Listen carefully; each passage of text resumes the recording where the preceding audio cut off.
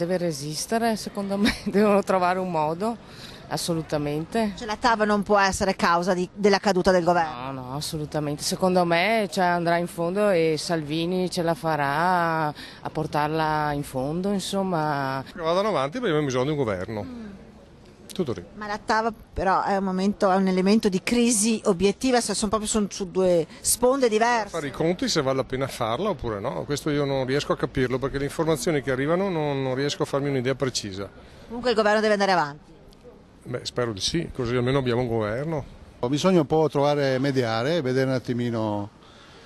La vedo più difficile, in effetti è difficile perché poi non è solo il problema della TAV, c'è anche il discorso dell'autonomia, perché secondo me lì sarà un altro scoglio da superare in quanto la vedo dura anche lì. Quindi è un governo di compromessi, ma deve andare avanti secondo lei? No, deve, speriamo, me lo auguro. La soluzione di rimanere assieme mi pare un pochettino labile perché un gruppo la vuole, un altro gruppo non la vuole.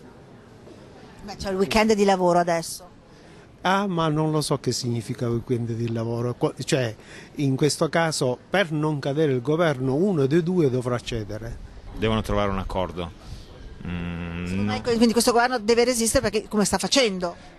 Purtroppo non sono molto d'accordo su tutte le scelte che sta avendo questo governo, però devono trovare un accordo perché farlo cadere adesso secondo me sarebbe proprio lo sfascio totale. No, lasciamolo lì, proviamo a vedere se sono capaci di fare qualcosa. Secondo lei troveranno un compromesso? Ce la faranno?